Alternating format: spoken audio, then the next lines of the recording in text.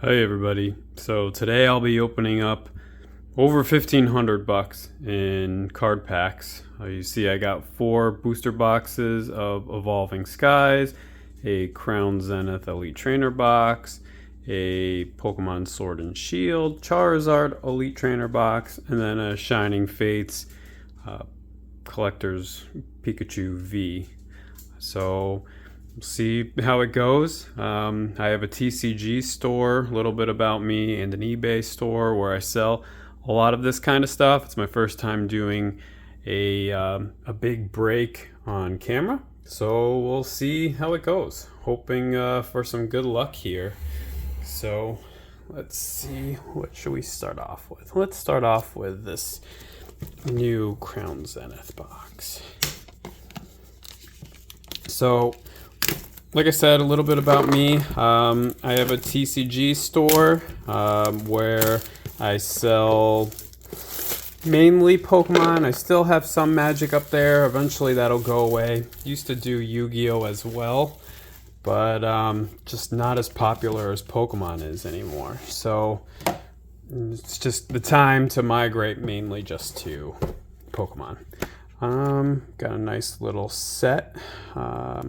Booklet here so we can see all the cards that are in it. Anybody familiar with TCG already kind of knows what sets and everything. So, but still a nice little booklet in here. Let's see what else is in here. Alright. Just pull that cardboard out. The dice is slid open already, but that's alright. Most of us aren't here for the dice, right? So, let's see here. Ooh, nice Lucaria V-Star card. Yep, that's a nice one.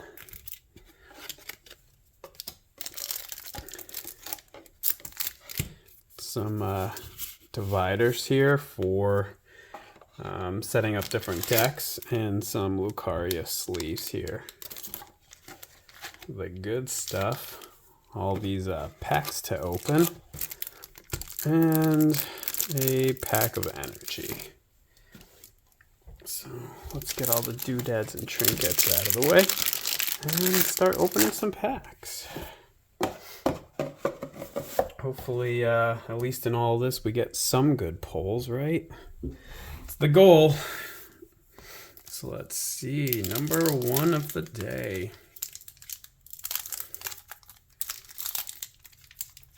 Man, you know what, I'm gonna get some scissors. Makes it a little bit cleaner. Don't have to worry so much about bending cards as long as they're all out of the way. All right, so we'll take all those codes out.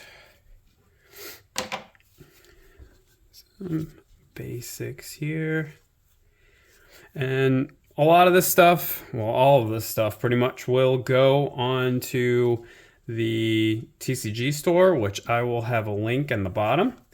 And as you can see, whenever I put something that's near mint, it's typically truly mint.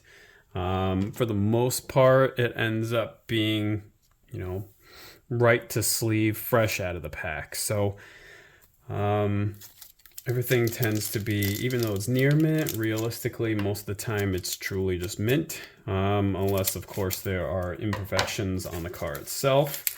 But that's nothing that I can handle. So it's it's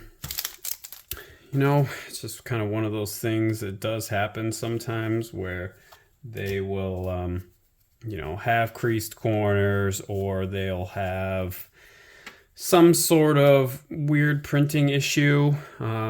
Nothing that we can do about that.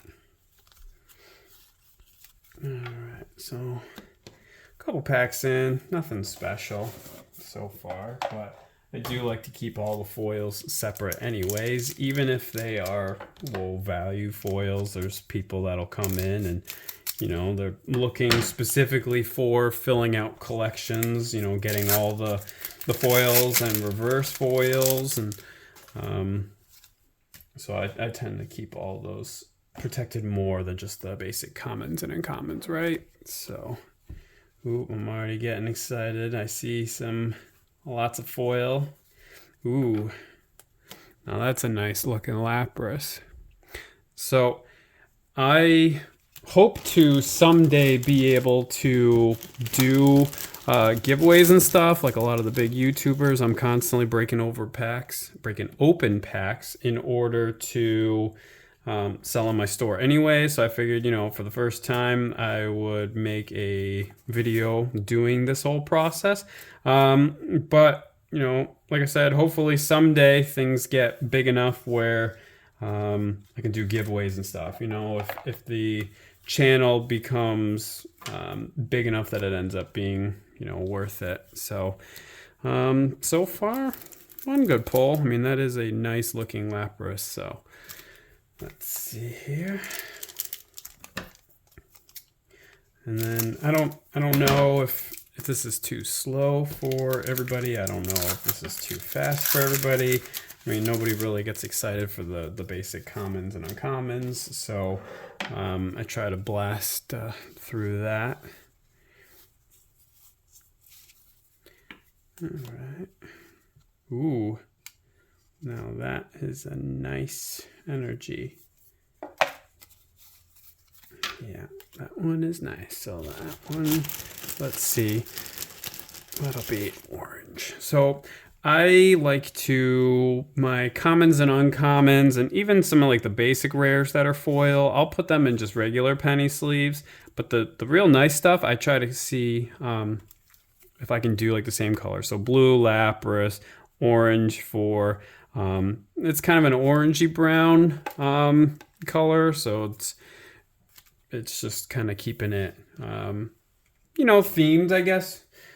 Just a little touch that I do. It's really neither here nor there with just a penny sleeve, but that kind of, the color coordination for me, I mean, even though I'm not keeping really much of any of this, it's just a nice touch. Ooh, that is nice.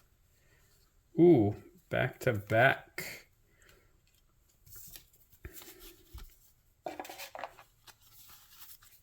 All right, those are nice. So let me get a sleeve for that one here. It's a nice Leafeon V.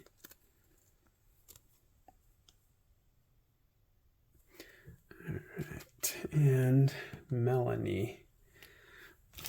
Already getting some hits so far. That's a good sign. Not too far into this, but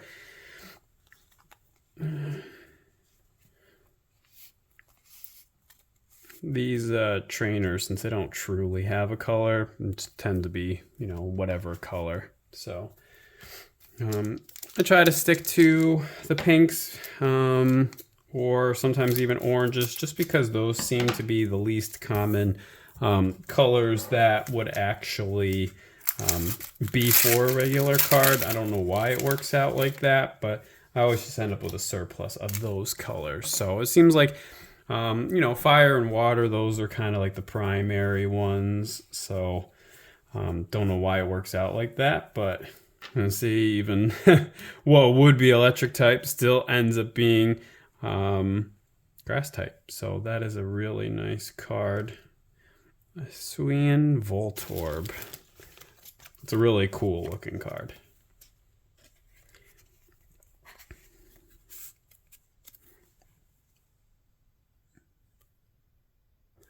All right, and we got Friends and Sinnoh too, back to back.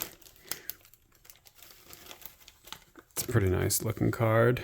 It's I like the foil setup of that. It's a real nice card. So probably nothing else in here. Yep. All right. So far, so good. Getting ahead, like seems kind of in patterns. You know, a boring pack and then a pack with 2 cards. A boring pack and a pack with 2 cards. So, and I typically don't sell sealed product. I tend to open basically everything. But if I do, on the rare chance, do sealed product, it's never weighed. Everything's always fair. So it's really, my opinion, the only way that should be done is doing it without weighing. So, you know, if I were to break open one of these and, you know, split it all apart, I wouldn't, you know, weigh all 36 out and then go through, you know, trying to make everybody think that it's going to be a heavy pack or whatever and a light pack, and, you know, end up selling, you know, maybe 30 out of the 36. I don't do that. So if I break that open with the intention to sell them individually, all 36 will go to wherever I want to sell them. Ooh, that is a nice Mew. Mew V. It's a real good looking foil. I like the city in the background. It's a very nice card. You know, nowadays it's artwork. I don't know. I mean, one of my favorite YouTubers was just recently talking about this, but I don't really know where we go from here, you know? As he had mentioned, we know we started at the bottom, and one in, I want to say 3 packs had a foil, you know, in the original sets and stuff. And then foils became more and more common, and the artwork got better and better. And it's really hard nowadays to find like a card that looks truly special, because they're really just doing everything special now. You know, nothing is really rare anymore in that sort of way. I mean, of course, there's rarities, like, you know, it's not like I'm going to pull 5 Umbreons or something in these booster boxes or whatever. So you naturally have rarity, but the art styles themselves, you know, full arts and regular art and textured art and, you know, normal foil, reverse foil, full art. There's so many variations that where do you kind of go, you know, from here, like he was discussing. It's quite valid points. It's a really nice looking Swablu here. But yeah, I mean, you know, 10 years ago, this wouldn't be a special card. Looks like I'm out of white packs, or white sleeves rather. So let's go with yellow. But yeah, like I was saying, so this wouldn't be anything special, you know, back in the day, but here we've got, you know, a full art for a basic, basically, is really what all that boils down to. Perfect example of what I was talking about is special seems, you know, less special now. So that wraps up the Crown Zenith box here. So a lot of this kind of stuff I'll end up bulking out with a bunch of different ETBs, Elite Trainer boxes.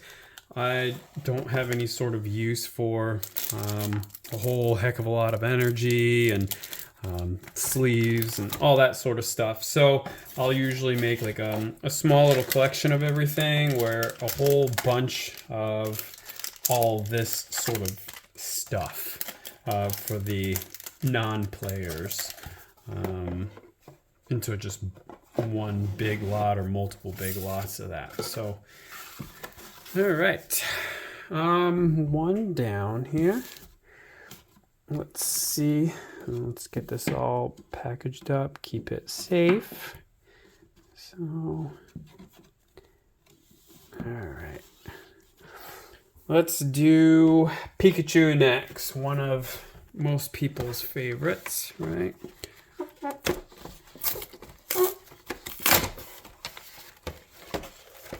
Giant cards, oversized cards. very hard to sell, hard to ship, typically has almost no value except for, you know, to the rare person that is collecting them, but realistically, they will just go out and buy a set and get the card packs and stuff anyways. So, never a fan of these cards that are trapped in the plastic, though. It does look nice, but it's such a high risk of, you know, damaging it. Let's see here. They do it better than they used to, though. That's for sure. The backs tend to just slide out now, whereas it used to kind of just be pinned into two plastic pieces. So there's that, but it's still, I would rather have this, you know, just like the Lucario was originally, in some sort of plastic wrap or something. Just feels like it's more protected, right? So let's get rid of that. All right, this nice Pikachu card. See, these kind of things would be great to do like giveaways in the future. Would really like to at some point have those sort of, you know, raffles that many of the big YouTubers do, where they are setting up their wheels and that sort of thing. So if this channel ever did take off, I mean, I use this channel for other things too. I do a lot of gameplay, also do like some tutorials and stuff, but it would be great if this sort of thing took off, just to have more of a community about this, like the big guys do. So we can never have too much giveaways, right? So this one comes with the 4 Shining Fates packs. So, and this is still one of the hot packs right now. The price just keeps climbing on these. Yanma foil. Ooh. In DDV, that is a nice looking foil.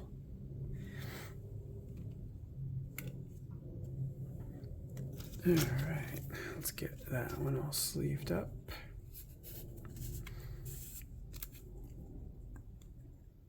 All right.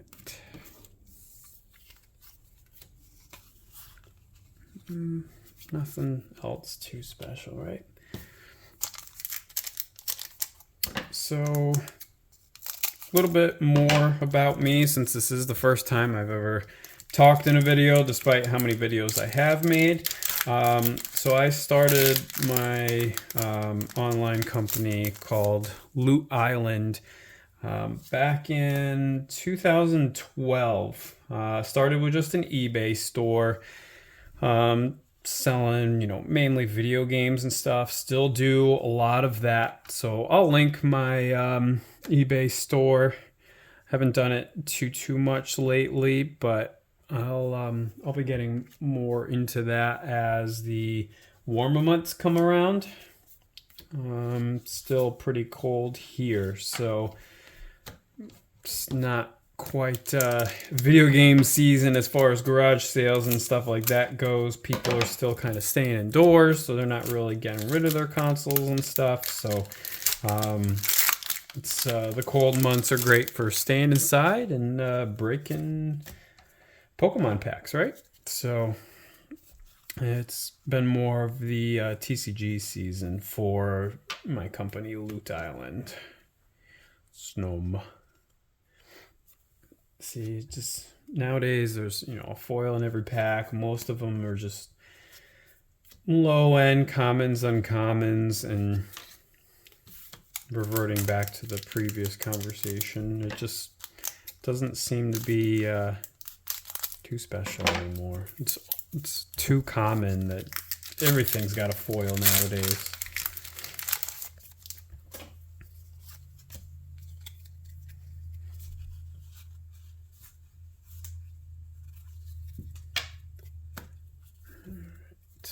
Looks like this Pikachu V pack was basically a bust for the most part as far as the value of opening it versus keeping it sealed. So let's do an Evolving Skies booster next. These 4 boosters are truly where hopefully the value will be to begin with anyways. So hoping to get a bunch of hits in these. That's the goal, obviously, but we'll see kind of how that works out. All right. Do like the artwork here of just Rayquaza in general. It's just a really badass Pokemon.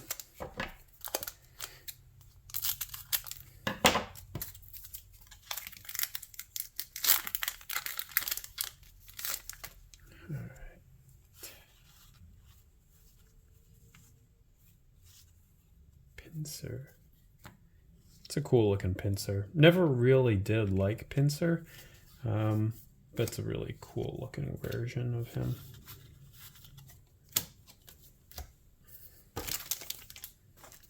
Alright, so not every pack's gonna be a hit, right? But as long as at least some of them are.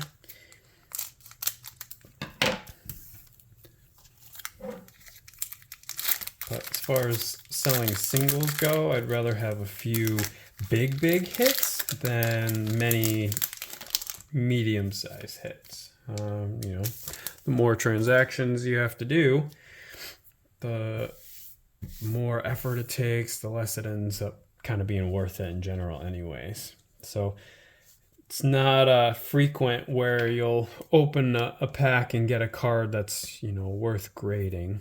So I've got a reverse hollow foil here, and that's a nice looking foil. It's probably hard to see on camera, but it's it'll get sleeved.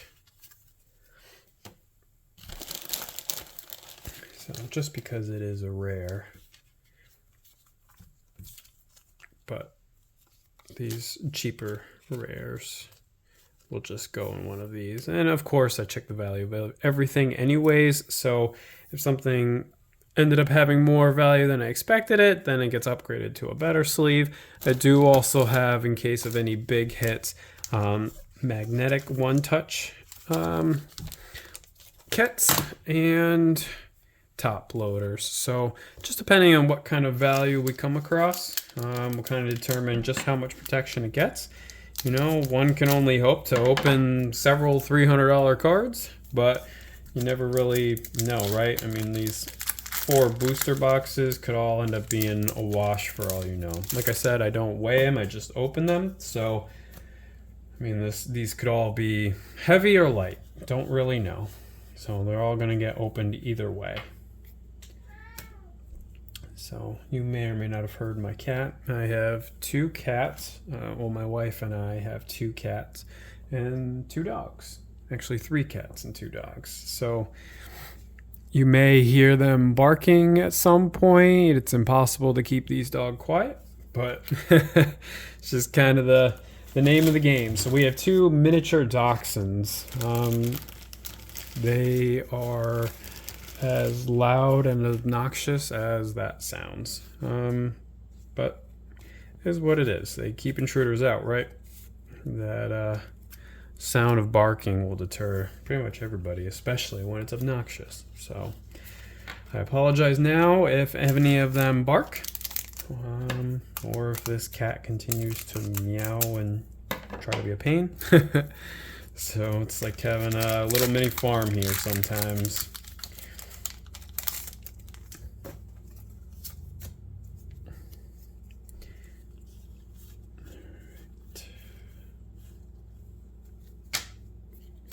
Spirit Mask and Salamence. It's a really cool looking foil too.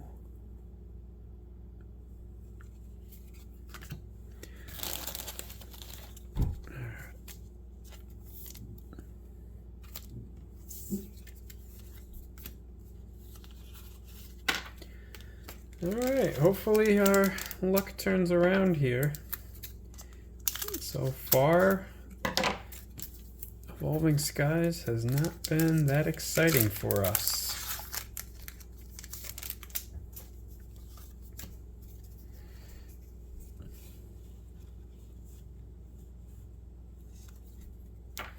Fletchender, reverse holofoil. Snow Reef badge. That's a cool looking badge. It's nothing special, but it's cool looking.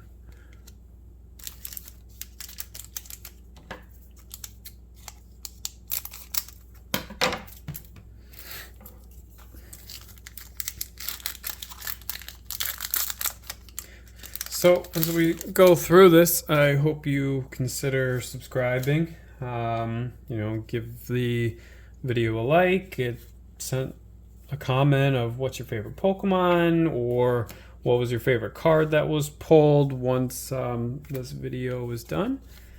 And let's kind of get the conversation rolling, right? It's pretty cool looking energy, treasure energy. I'll take a look at that later.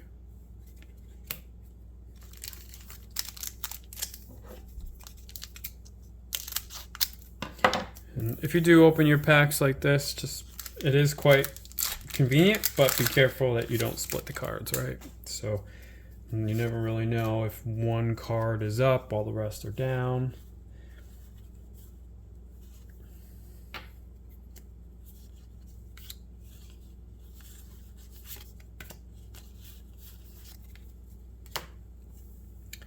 Just some more basic foils. So kind of have gone in an uncommon number of packs without excitement. There's been quite a few packs in a row of just your typical foils. Hopefully our luck turns around real soon.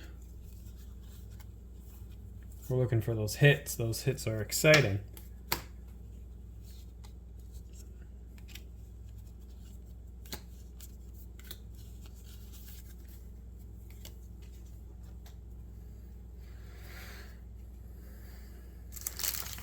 So it'd be nice if down the line we can make this, interactive too, where,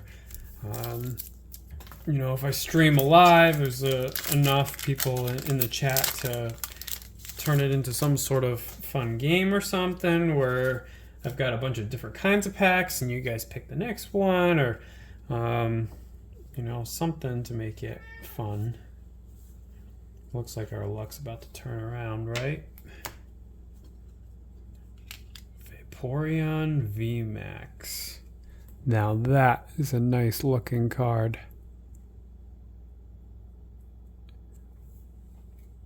This is getting protected. That is a nice card. So if I don't know all the values off the top of my head, I'll go and look up the more valuable looking ones first, and then we'll upgrade their protection if they were more valuable than I thought. This one, I know it's on the higher side. It is a really nice card. Don't know off the top of my head, so it may end up being worth one of these, one-touch packs. So we'll have to, that'll go in a special pile to be checked out first. But that's it's a real nice looking card. It looks to be in an excellent shape too, and an easy 9.5 at minimum without truly looking at it. So it is possible to not get a 10 straight out of the pack to the sleeve. There can be several factors that can affect whether it would be graded out at a 10 or not, and not all of it is just for simple damage. Even things like the back, if it's not perfectly centered, this is a great example. You can see it's more thin on the left than it is on the right, just by a tiny bit, but that can be one of several factors that'll actually reduce a card's grade, even if the card is in mint condition. Same deal with the front, if the front looks off center. So that can be side guard, really cool card. That can be one of those things that is just not in your control, but can still affect it. So just because it comes right out of the pack, right into a sleeve, doesn't mean it'll ever appraise out at a perfect 10. It might be a 9.5 or a 9 right out of the gate, just because of uncontrollables. And there are other things too. The centering is just one example, but that doesn't mean that's the only thing. So there's quite a few videos that talk about grading and stuff, so I won't go too deep into that, 'cause by now I'm sure anybody watching this is probably at least somewhat familiar with the concept of grading, and many of you probably familiar with the whole process in general, so I won't touch that too much. Unless, of course, people down the line do want to know, then we can get more in depth. Kirim, another cool looking rare here.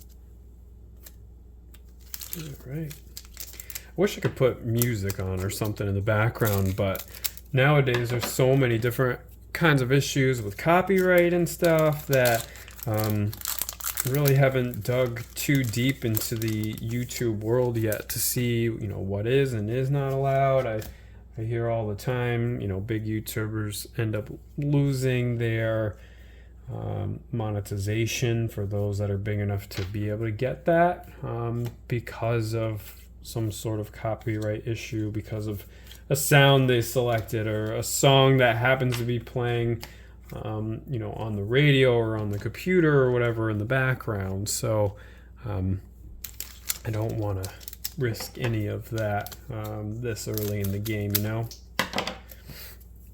So it is something that I want to look more into, though, just to be able to see if I can play certain kinds of music in the background, or if you're required to make some of your own music, or I don't know the ins and outs of it. So, ooh, Sylveon V. Those eyes look really cool. And the nice looking one too. So this would be a time where I could use a pink or a purple. So I tend to use purple for these. Just try to keep them uniform. Tends to match the purple a bit better. So let's see what else we got. Anything good?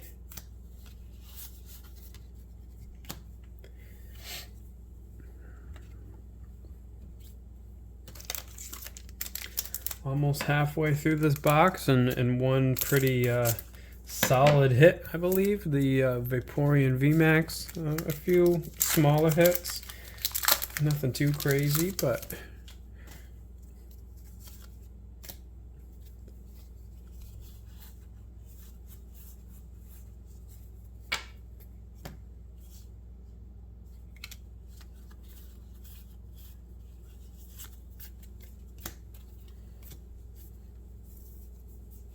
and if there's any topics that people tend to talk about while doing these that in my next video, if I do another video like this that you would like me to discuss, leave it in the comments and I can kind of let you know. Preferably something along the lines of Pokemon related, but nothing really out of the range of discussion as long as it's appropriate.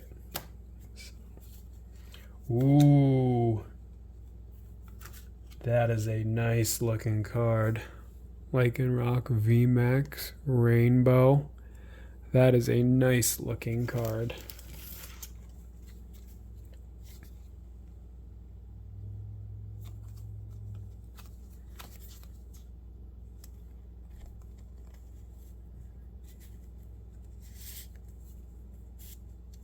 So maybe I'll make a pile over here of what I believe to be the big hits, the most exciting things, just so we can kind of see where our progress is on that. So there might be, some other big hits that are that we've gone through so far. It really depends on what you consider to be a big hit. I mean, if you are a Sylveon fan or a Salamence fan, or if those are your favorites or something, then those might be considered a hit for you. So for somebody that just break packs and resell them, I mean, I keep very, very few cards. I do have my own small personal collection of certain things, but for the most part, everything goes for sale. So for me, what's considered a hit is something that retains, a higher monetary value. But like I said, I mean, if Herdier was your favorite, you might consider this a hit. So a lot of that, it comes down to, ooh, that is a nice card. Dragonite V. That is nice. This is a hit for sure. I know that. It is just an excellent looking card.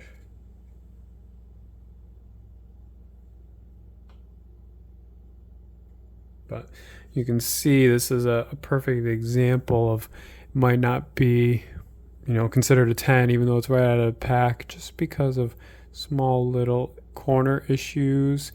Nothing I could do about that. That's just how it's packaged. But I mean, this might be a 9 or 9.5 right out of the gate, just because of things like that. Or they could have praised it at 10, because I do believe that it has to have 3 issues in order to lose its 10.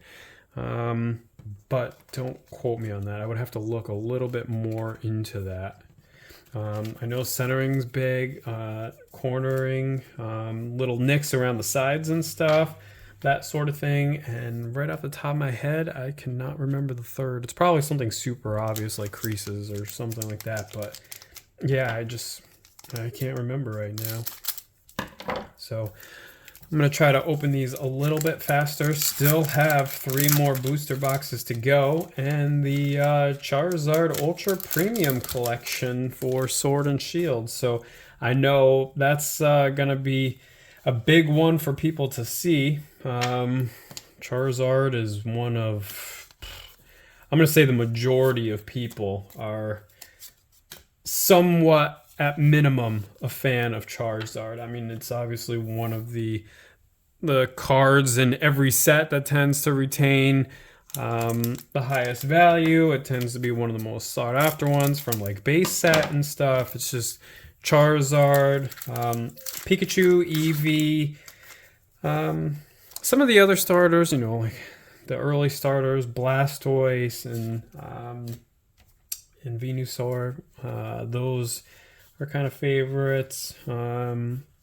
Lately, there's been more on the Pikachu and Eevee side, and especially the Eeveelutions. Those have been big, especially if you build sets out for people and stuff.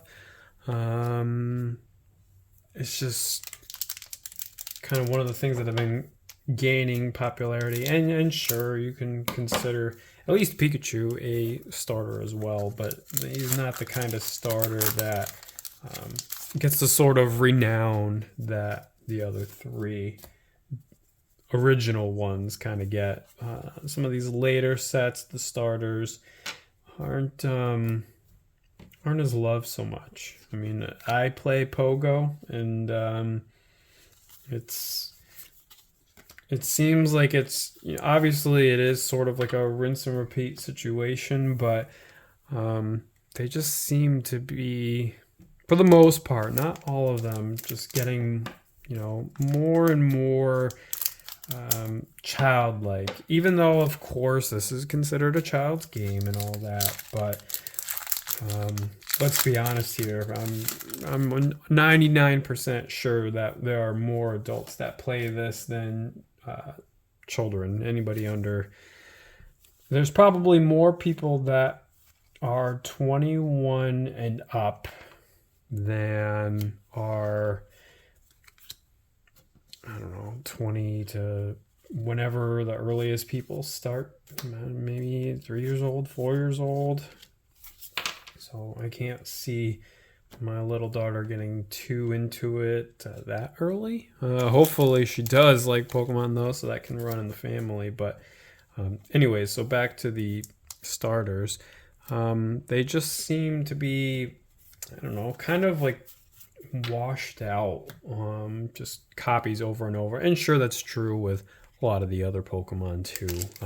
There are many kind of rinse and repeats, right? That we've seen it all before type deal. But especially with the starters, it just, I don't know. That's my opinion.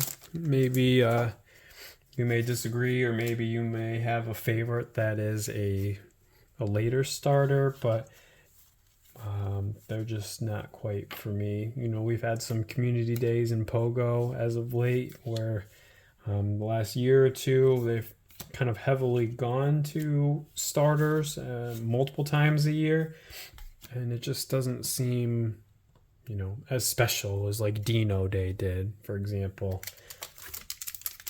But you may disagree. Your favorite might be a starter, or you might have multiple favorites that are starters. So I will not knock it. But yeah, leave a comment. Let me know what your favorite Pokemon is, and after the end of this, let me know what your favorite card was that was pulled too. So it's nice to kind of see, you know, fans of the game, or there's many people that collect these that have never played, have no idea how to play, but they just wanted to collect something, and this is what struck it. Trying to pick up a little speed so that way this doesn't take all day. So, because after the opening, then it's the sorting and the looking up the values and the listing, and it just goes on and on, right? So I'm trying to speed this up a little bit, kind of get past all the commons and commons pretty quickly, since most of these packs are not going to have anything too interesting here. So I'm really looking forward to the Charizard collection. I'm really hoping that we get the big hit on that one, of course, not just from a financial standpoint, but Charizard is probably in my top 5 favorites, and not to be, you know, on the bandwagon or whatever, but he's just a really cool Pokemon. And totally, see, that just doesn't feel special. He got robbed. He should have been considered a dragon. Totally looks like a dragon. I'm sure you've seen all the memes. And he got robbed, but he's probably one of the most dragon-esque Pokemon in the game that aren't dragons, that's for sure. And heck, he looks more like a dragon type than at least a half of the actual dragon types do. So I'm going to go and look at Shelgon, which looks like a hard sheep or something, but hey, we don't make the game, right? We just play it or collect it.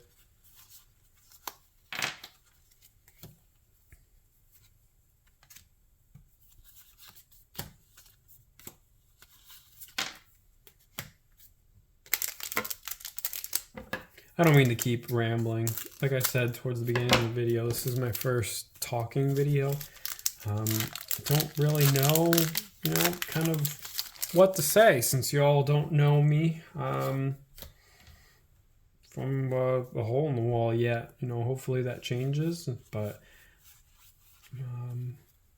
you know, I don't have like a long history or many viewers yet. Ooh, now that is cool looking. Now this one is pretty off center. You can see down here compared to up here. And yet the back, No, back's a little bit off center too, but those kinds of things for a collector aren't a huge deal. You know, it could be like that across all the cards. It might just be some of them. You never really know how the cutter's going to cut, so when the printer's going to print. But for some collectors, it's not a big deal. You know, they're looking for just the condition that it's in anyways, versus the little tiny details. But for other people, you know, that want a perfect grade 10 of all their favorites or all the expensives or whatever they're collecting for, that could affect it.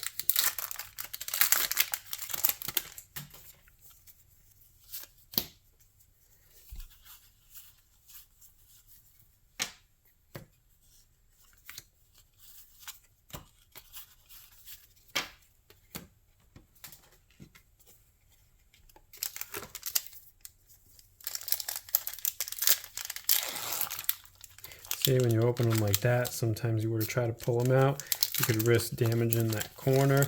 It just seems like it takes more work when you're trying to be gentle than a clean cut to the top.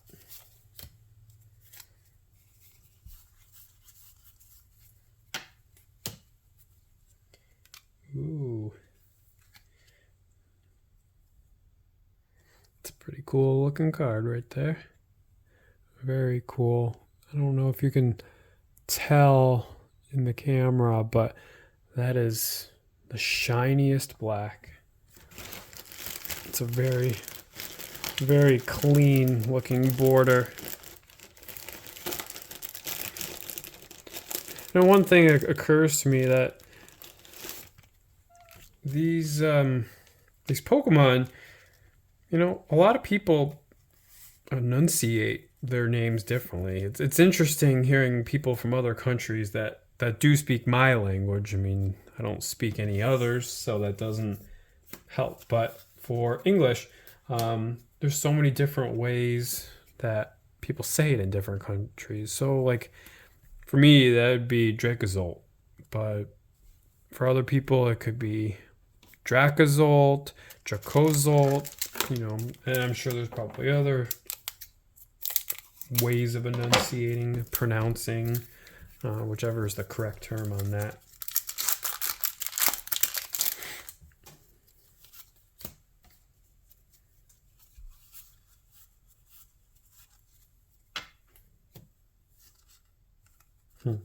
See, again, not feeling very special. We've got a reverse holofoil and a regular holofoil, same card back to back. But Dialga is one of my favorites, though, from the game standpoint anyways. From the cards, he tends to not have many cards that truly do him justice. It's and you can kind of tell, the longer you look at it, the more you see it, right?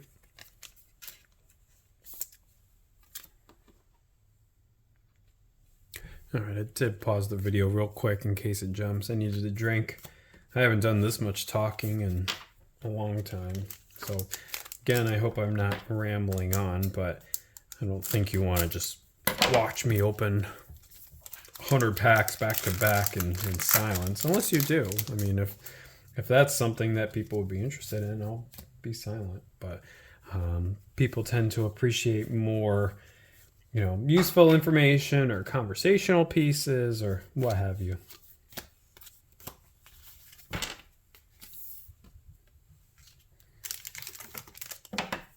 I'm surprised my dogs haven't barked yet. I mean, the tiniest sound they'll bark, so even the scissors hitting the table is sometimes enough to set them off. If you like your piece, don't get a small dog. They are everything that everybody says about them.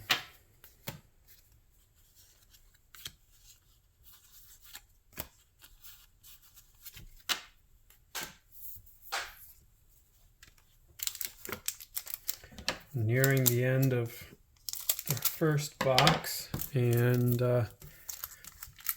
got some good hits. I'm excited so far by what we got. It's promising. Hopefully we get some more hits in the upcoming boxes, but I am somewhat happy with what we got so far. Not quite at the break-even point considering what these sealed go for, but who knows? Still have a few more packs left. Packs seem to have less cards than they used to. I mean, I don't even remember from back in the day how many there used to be. I could have sworn it was like 13 or 15, but who knows? Maybe it was 10. I certainly don't remember that long ago.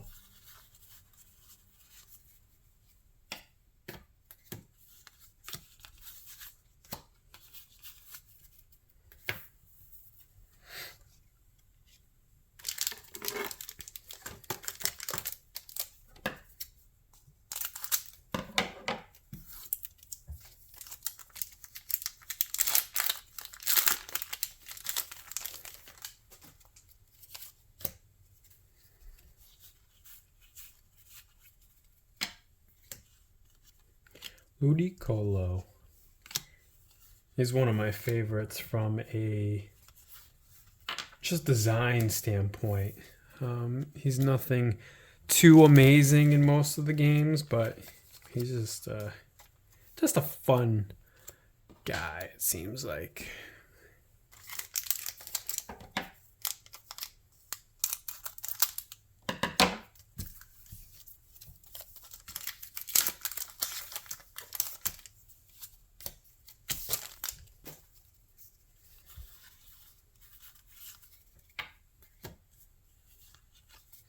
Galarian Zapdos. Still want to catch one of those in Pogo, but I haven't had the luck. Saw one and it disappeared before I can even click it. But it is a really cool looking legendary. I mean, especially compared to its older style. He's probably the most vicious looking out of the legendary birds.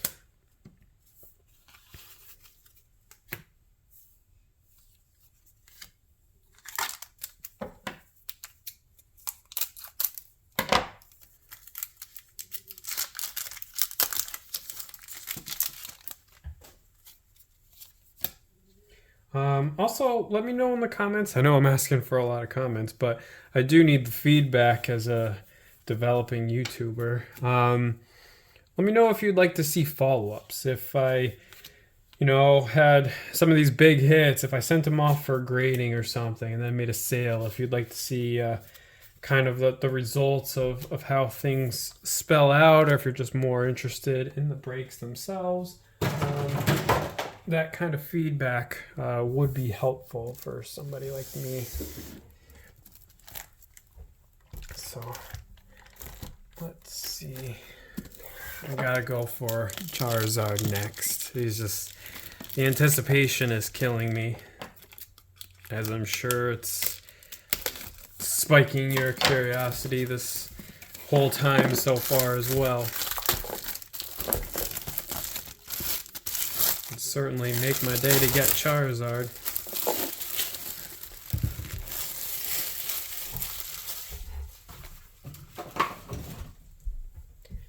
Try to keep it clean as I go.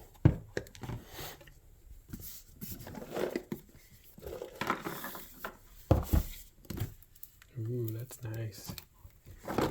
That's a really cool looking box in general.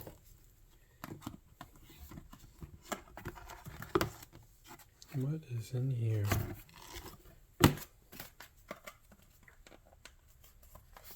Oh, it's a playmat. Okay. Very cool.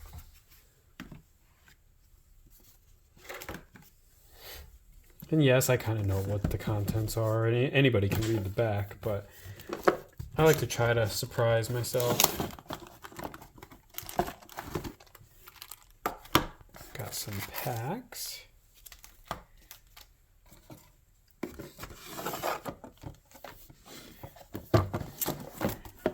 Can't tell if they want you to stand this or not.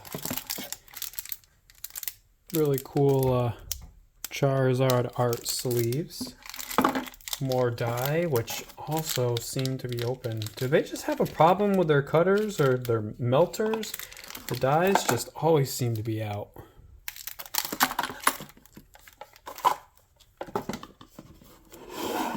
Got some more cards in here.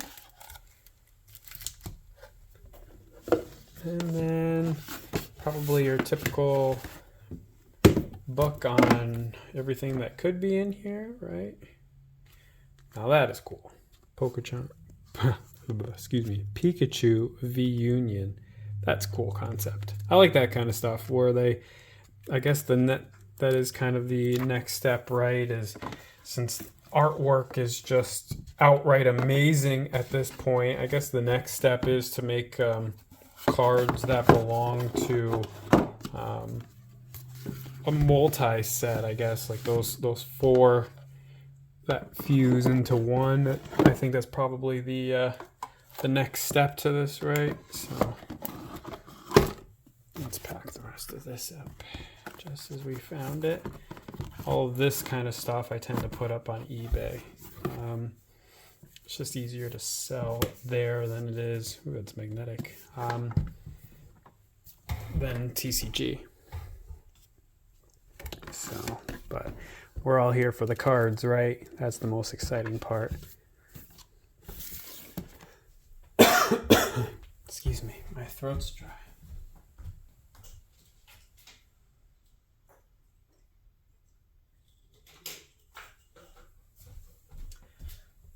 All right. So, first thing first, Charizard V. I want to see what's behind it without seeing what's behind it, you know. I haven't decided if I want to open it yet. Oops. Oh, I guess that's one way to find out. Charizard V-Star. I'm sure it's just all of the Charizards. Let's see what it is supposed to be.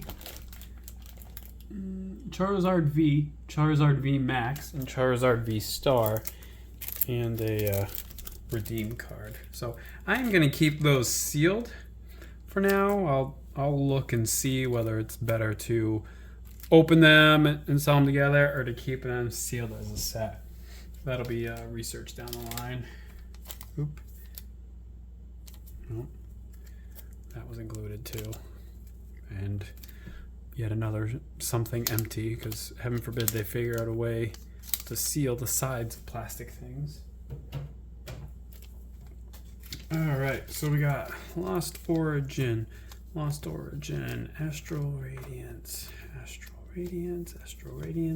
Brilliant Stars,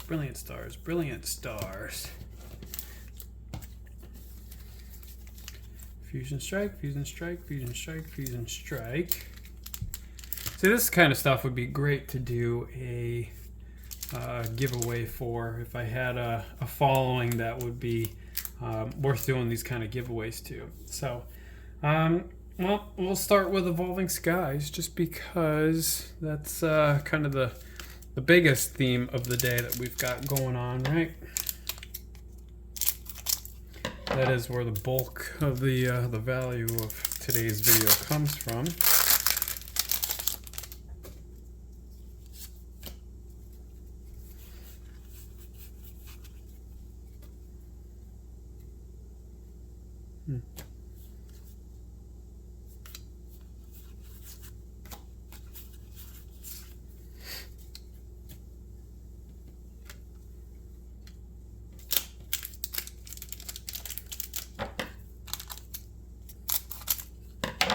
But yeah, it would be cool in the future to, you know, make, I think there's what, 3, 3, 3, 3, and 5 or something. If I did 3 sets of one of each or something and just gave them all away, opened up a couple of oddballs or something, that would be fun to do down the line if I ever get enough, followers to make it worth doing live videos and stuff.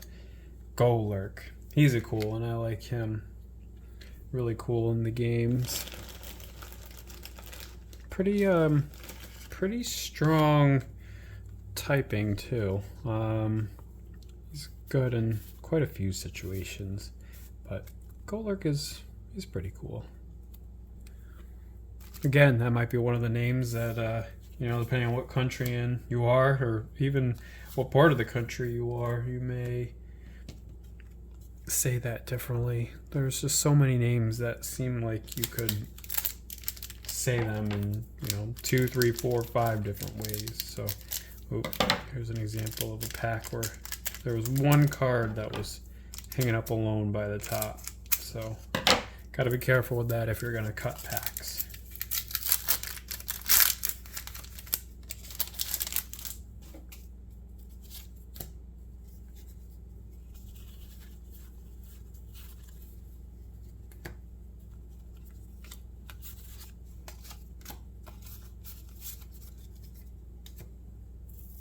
But yeah, if anything I mentioned so far about the comments, if you leave some comments, you know, I'll reply back to you.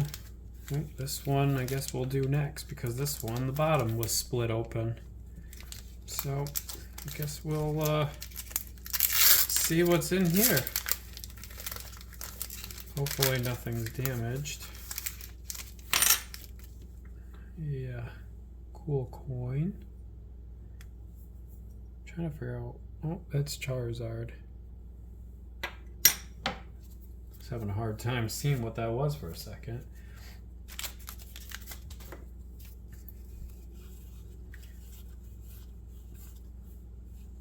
Ooh.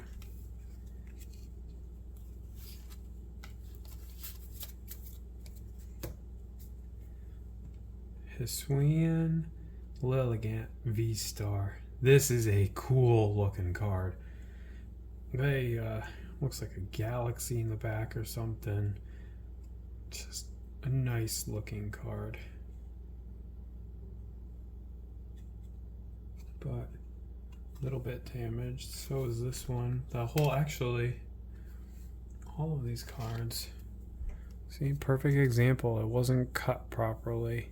That's why it wasn't sealed. They must have slid down and then it stamped it to seal it and damaged them. Fortunately, this one was in the middle, so it wasn't too bad.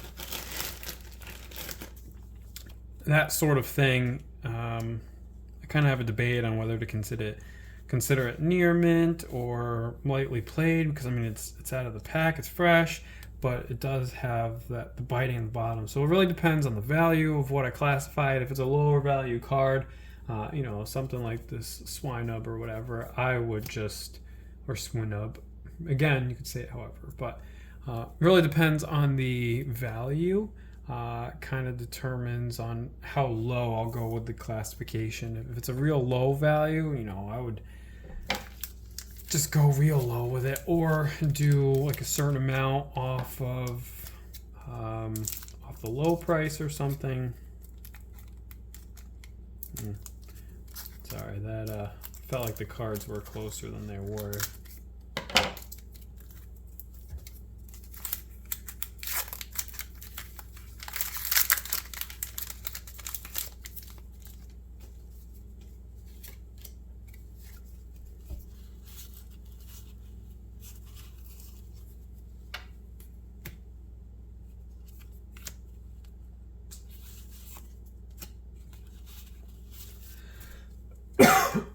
Excuse me. Throat really gets dry. I see why all these big YouTubers are constantly pounding down whatever they're drinking, assumably water, but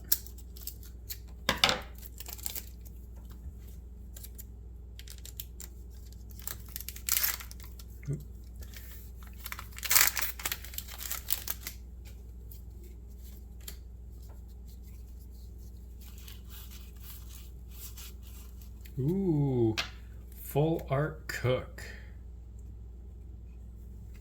That is nice. Looks like a pretty delicious meal he's cooking.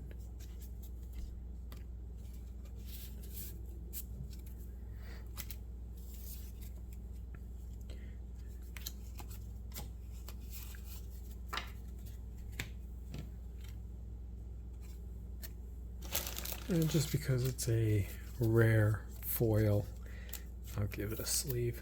I'm going to pause the video real quick, so it may look like I jump. I'll be right back. I just want to get a drink so I'm not coughing in your ears. All right, I'm back. Teleported around and you didn't even know, right?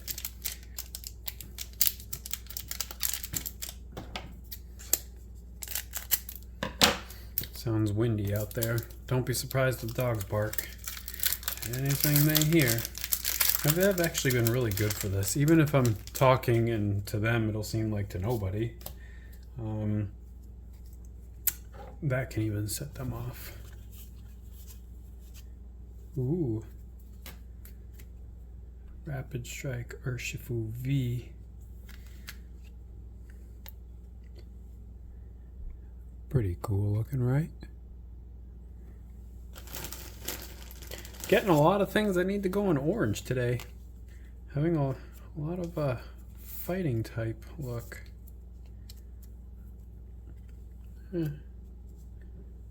I'll just start doing some of the bigger hits over here. Not just the biggest, but some of the bigger ones. Just to give you some more to look at while we're going through this. It's a rare foil here. Pretty cool looking foil. Very Charizard-esque for being a monkey and all, but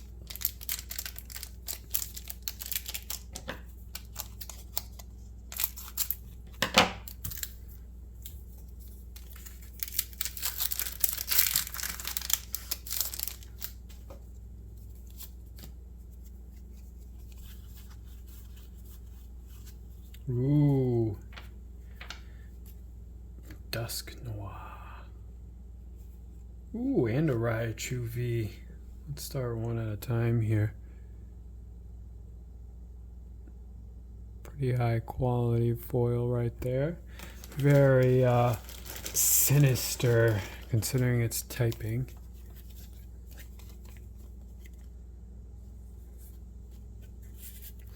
You know, this kind of card, it could go either way. You never really know. I mean, unless you do know, but it could be $1 or it could be $10. You don't really know. And then the Raichu V. Another nice looking card. I really like the way that they make this black look for the border with this kind of foil. And in person, it is so shiny.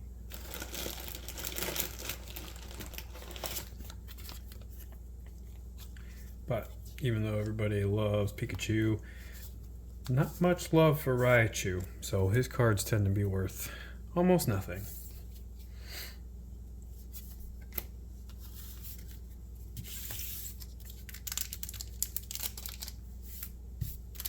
Like they say, you're cuter when you're a kid than you are when you're an adult most of the time, right? So, kind of the same deal with evolutions. Many of the first evolutions are the cuter ones, and then they get more powerful looking as they evolve most of the time.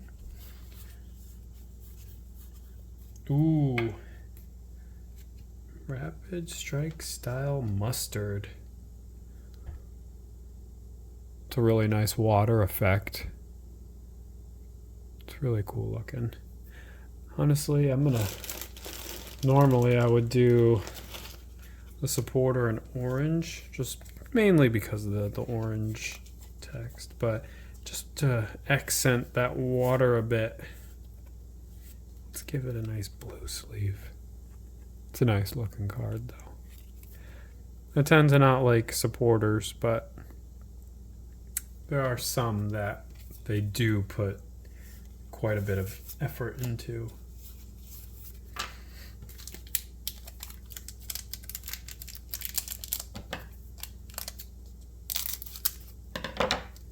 Supporters just seem to be kind of abandoned in the artwork department, you know? Everybody loves the Pokémon, but supporters need support too.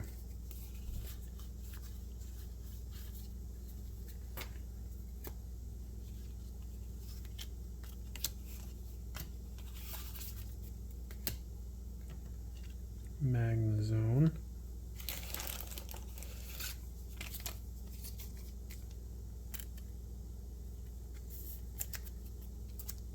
And Gardenia's Vigor.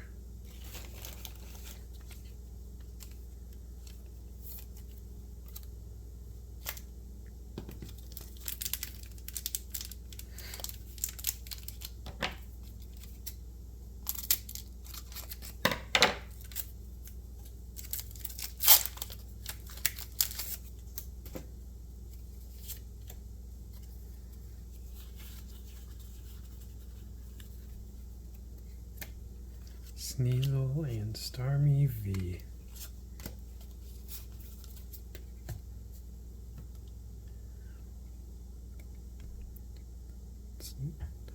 It's nice that the ruby, if that's what you want to call it,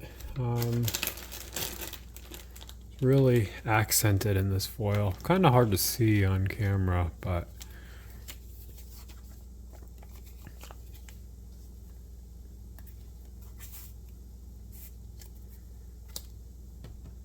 and Hisuian Sneasler.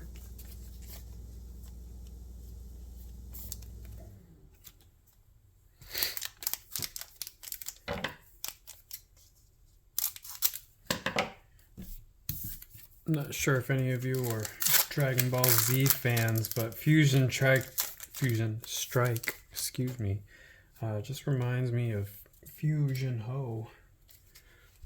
Don't know why. I'm sure just because it's got fusion in it, but Garbodor, one of my favorite ones. Don't really have a good reason why. He's not really good at really anything, but he's cool looking. I mean, he's just a basic concept. He's certainly no legendary, but just cool.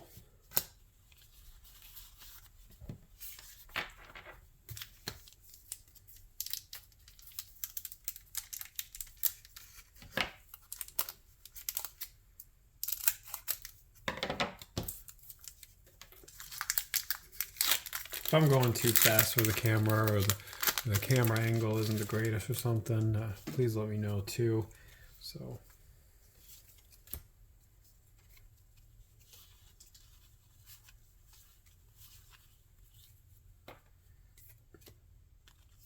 Hoopa V.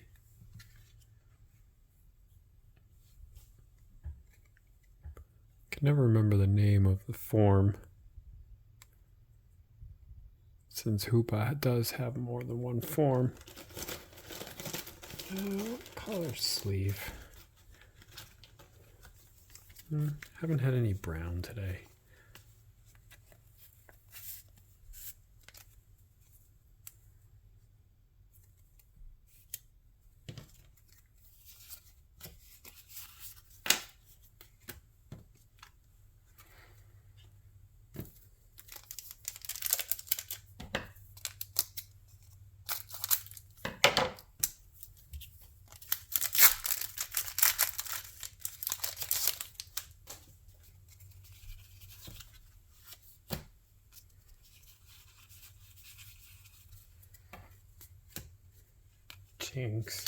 Jinx ends up with some of the funniest artwork.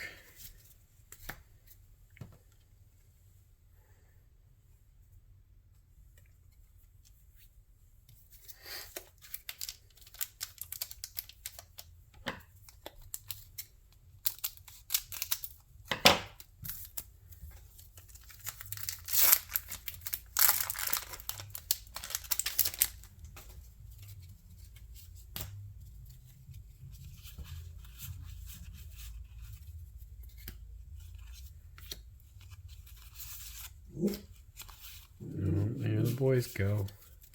Somebody's driving down the street blasting their music.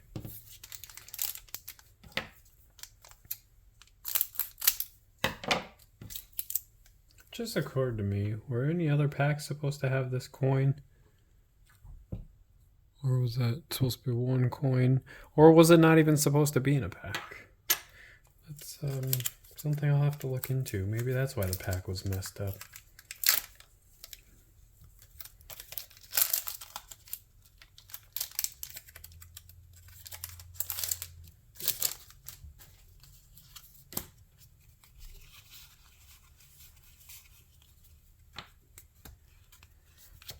Geodude. Another boring Pokemon. Alright, so we're halfway there. I'm going to take a real quick pause, so if it looks like a teleport, you know, that's why. Alright, let's start the next one, and I'll try to do these a little bit faster for the non-exciting parts. I know it's a long video, there's a lot to open up, and this would be a great kind of video to have been able to do live, but I just don't have the amount of viewers yet that would really make it all that interactive. I'd love it to be like that someday, though.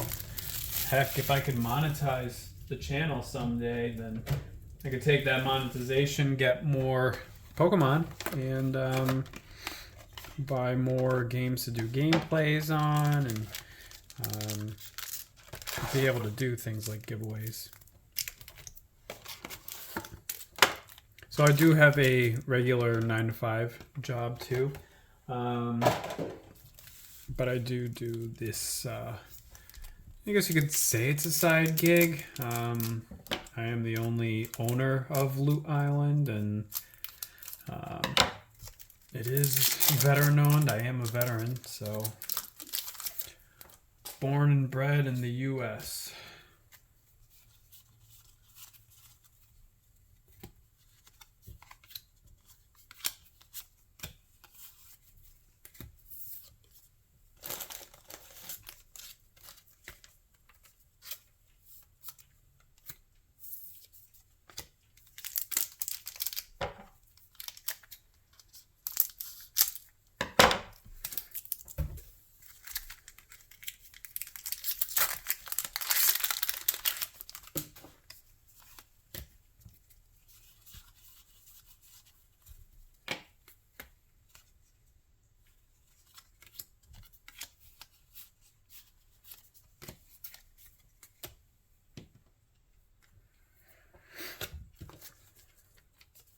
Hoping to see a gold card today. I really like the gold card styles.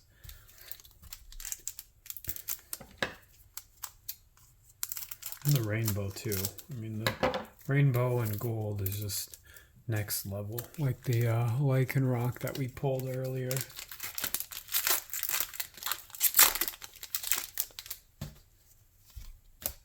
Curious to see how they'll top that off in the future.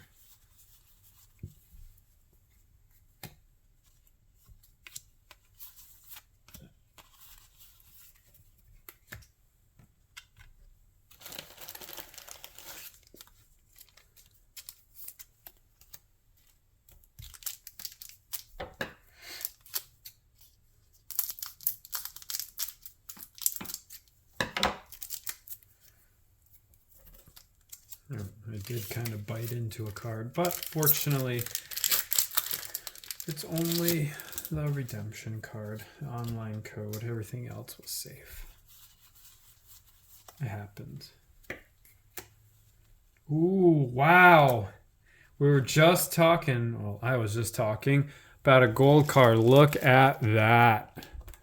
That is a nice looking card. I love the gold cards. That is nice. Crystal Cave. Very, very cool looking card. And what are the chances that I mention it? Man, I should just keep mentioning it, right? Just say gold card over and over. Just keep pulling them. That'd be awesome, but unlikely.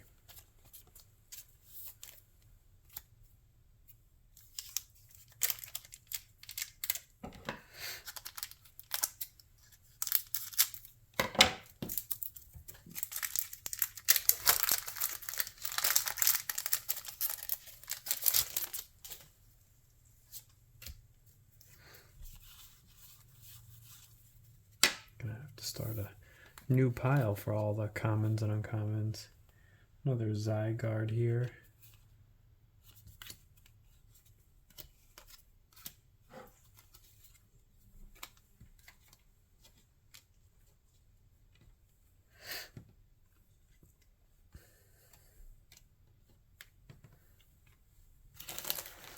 all the commons and uncommons and stuff, I typically will just bulk out, and that'll usually show up on my eBay store, which, like I said, I'll put the link in the description so you can see it. Not too much of the Pokemon stuff tends to end up on my eBay. I do tend to do singles for the most part, but once I get enough, what they call bulk, the commons and uncommons and low value rares and stuff, I'll tend to bulk those out on the eBay store, because just because I don't need them doesn't mean somebody else isn't trying to get a full complete set and might need the oddball here and there. So, you know, one man's trash is another man's treasure, as they say. There are plenty of people that are completionists that'll go for the complete set of every set or certain sets. So there's something for everybody everywhere.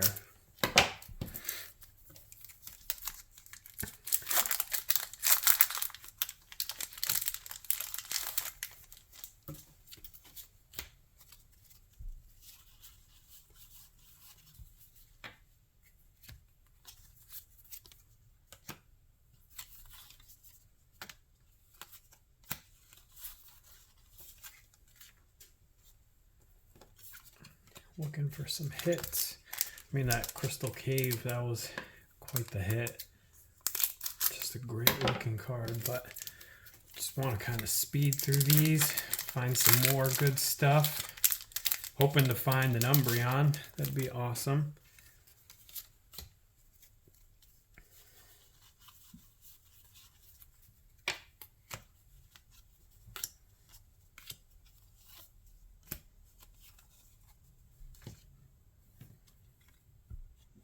It's a cool looking card.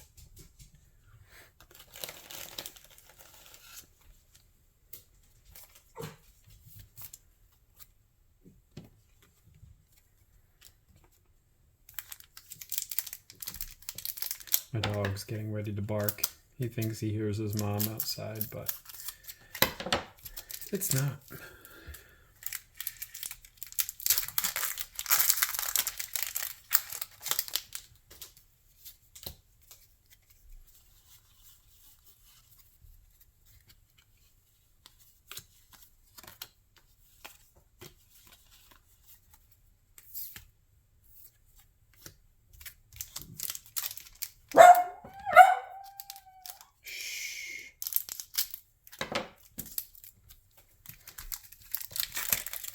Surprisingly, that's the first time since I started this video. I usually can't go an hour without hearing that all day long, but it's our smaller one.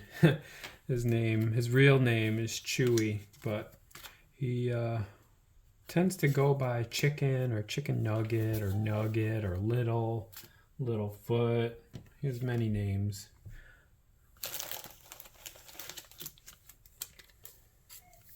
In fact, we probably use his real name the least.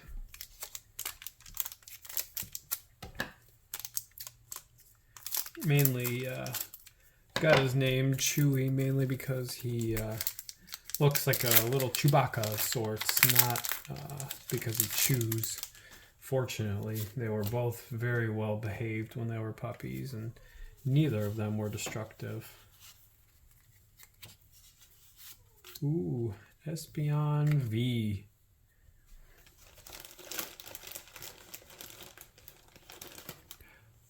They really spare no expense when they're designing the evolution cards. Great looking card.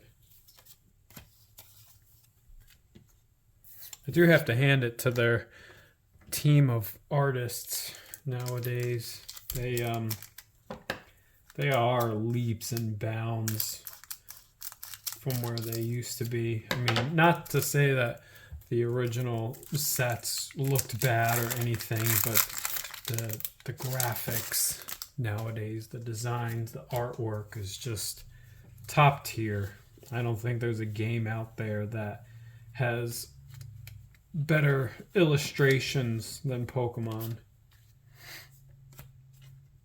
I mean, sure, you have games like Magic, which is just gargantuan, but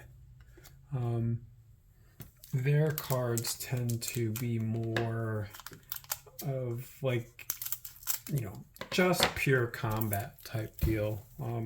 The cards are meant to look vicious or mean or rough and tough and all that. Now these are designed to be, you know, cute. Some of them are badass and stuff, but to make something that is cute look badass is quite a feat.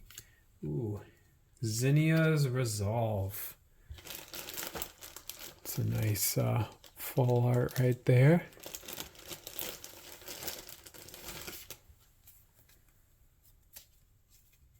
I think I'm just going to start putting all the hits over here for you guys to be able to see, especially if you're one of those people that just kind of hops into the middle or whatever. But hopefully if you have the time, you watch the whole video. That would be great. That is one of the metrics that YouTube does monitor, is watch time for videos. But I can understand if you have to kind of skip around or whatever. I tend to have these kind of videos in the background while I'm playing something like Hearthstone or whatever, and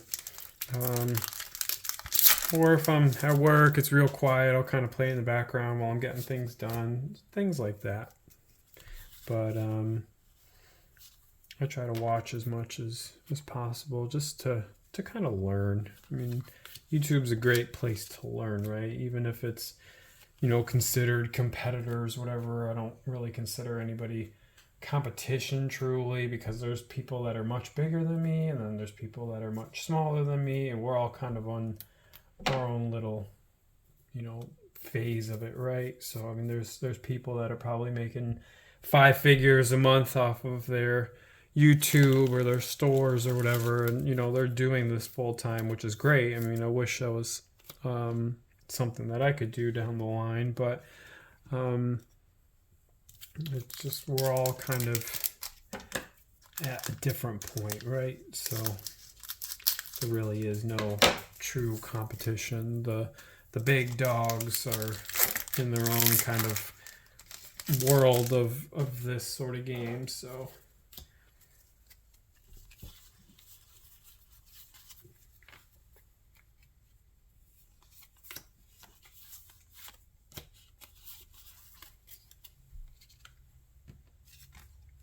it'd be cool to be considered a big dog of the game at some point, but you know, there's a very small group of the, what I consider like elites of YouTube, right? You know, your Mr. Beast and Day 9 of StarCraft, and now he does other things, but Day 9 was known for StarCraft and got real big for StarCraft 2. But there's you know, there's people that are super famous for you know, like Minecraft and stuff. There's a big YouTuber I watch for that, although he's kind of taken a step back from Minecraft, which eventually happens to all of the greats of YouTube, right? As you start watching them for one thing, and then they veer off and do another. You know, eventually, sometimes you just kind of lose interest because they lose interest in doing the same thing over and over again. So they look for new outlets, but it's really not the reason why you subscribe to them to begin with. So, ooh, Galarian Articuno. So we've got 2 of the 3 Galarian birds now. But yeah, I mean, if you started watching a YouTuber because of, no, Minecraft, we'll stay with the same one, and next thing you know, all they start doing is playing Black Ops or something, then if you have no interest in it, unless you really like that person as a YouTuber in general, your viewership may kind of decline, or you may unsubscribe altogether. One of the big ones of that was the Equals 3 I used to love back in the day, as did many people. One of the greats of YouTube. He was kind of the one of the like video parody, make fun of videos, discuss videos type deal before a certain celebrity started doing that. But then he veered off and started making his own content and stuff. And, you know, he saw a massive decline in his viewerships and lost many subscribers and stuff because he was, you know, one of the first of his genre, and he got really big for that genre. And then, you know, just took a step back and he's like, okay, well, I no longer have any interest in doing this. I'm going to go do my own thing, and you can either watch it or don't. And lost a lot of his following for that. But that was his choice to make. You know, it's his life. And sometimes we kind of forget about that as YouTube viewers. We kind of sort of just forget that they're people too, and they may get bored with what they're doing or bored of their content or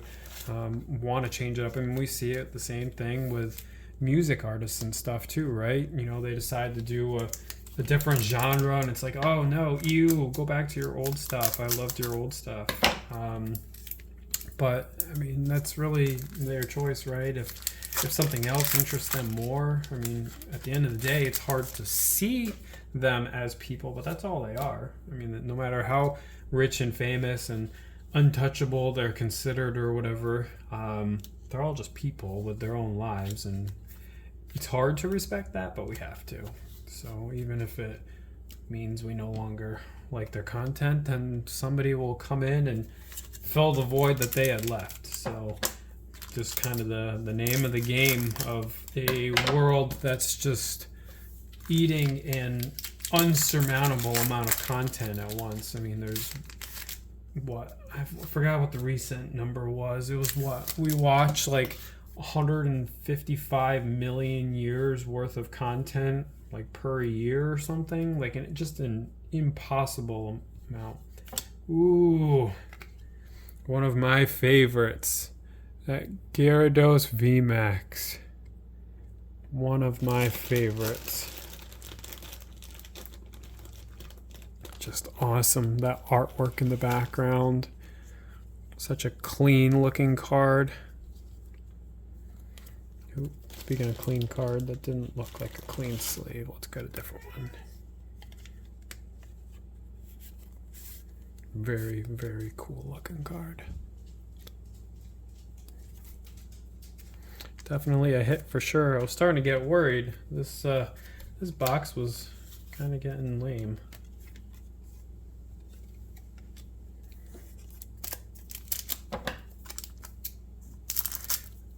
Used to be, back in the original sets, it'd be one holo for every 3 packs, I believe. So if you had a booster box, you would get, you know, roughly guaranteed-ish about 12. Now, I mean, there's one in every single pack, so it's a little less special, you know, until you get stuff like this. I mean, the cool looking stuff, the next level stuff, but just, you know, every pack has a hit, so to speak. It might not be a big hit. It could still be a 10-cent holo because it's so overly common now, but every pack technically has a hit, so it makes it harder to find the big hits. But it still makes it more exciting. Ooh, Garbodor V. One of my favorites that we were talking about earlier.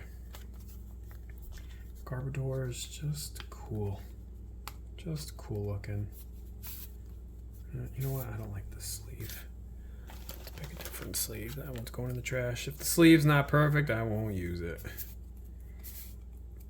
Or at least pretty close to perfect. If it can't damage the card, then I'll consider it usable. But if it has any chance of warping a card, even if it's a 50-cent card, I won't use it.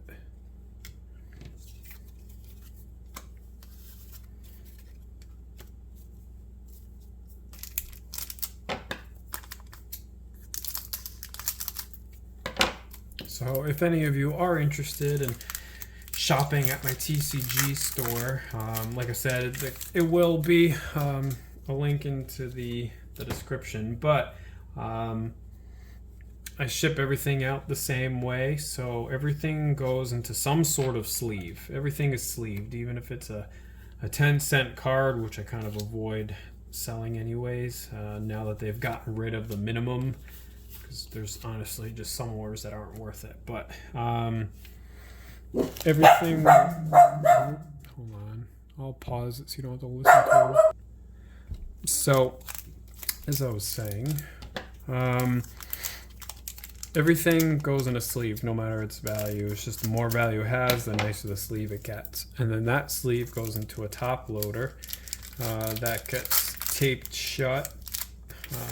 And then that'll get wrapped in the invoice and then goes in an envelope. And then I seal the front of the envelope, which is actually the back. It makes it look backwards, but that way it's completely sealed. Ooh! We got an Umbreon. That is a nice card right there. Umbreon. Oh my God, we got one. That is getting locked up in a one-touch box. Oh, we got one.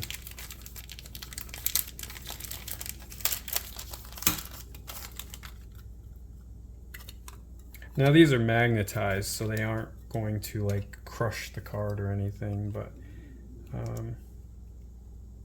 it's not really designed to have a sleeve on it, so I don't cover them too tight because I don't want to risk crimping or anything, but at the same time I don't want to sleeve it, or I don't want to not sleeve it rather.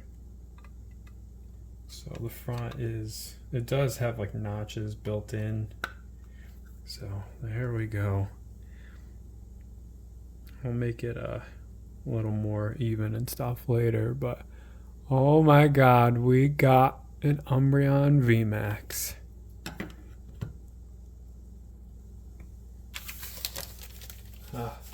Can't believe it. I am so happy.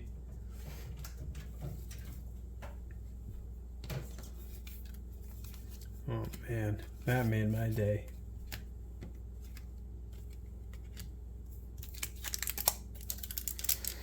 That'll look better at down the line, and I'll see if that is worth grading or not. You know, if there's any little imperfections or whatever that may make it a 9, I'd do some research and see whether a 9 is financially worth it or not, but we'll kind of do some research and plan by ear after that. I just can't believe it though. So excited.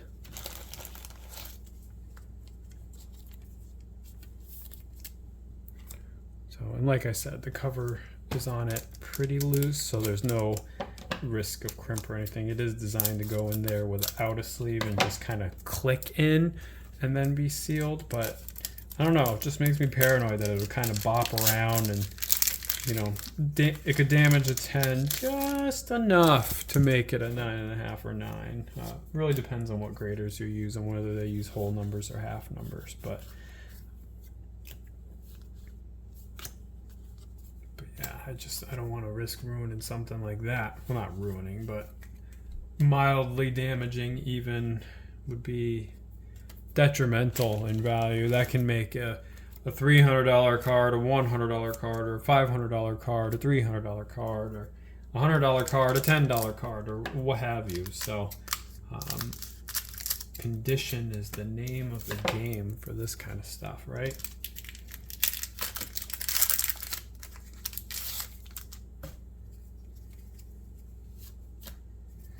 But that condition, I mean, it looked like a 10. I'll have to look at it deeper, but oh man.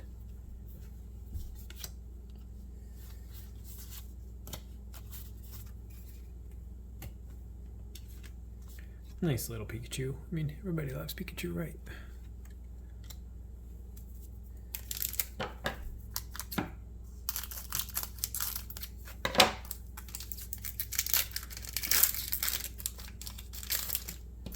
God, still can't believe 2 boxes in and got one. Oh, that made the weekend. Ooh, Espeon V. Getting a lot of the evolutions. That is a nice looking card too. It's very pretty. It's a very pretty card.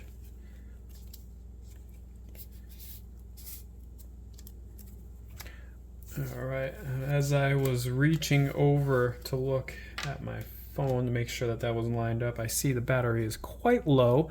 So I'm going to pause this real quick, go grab the charger.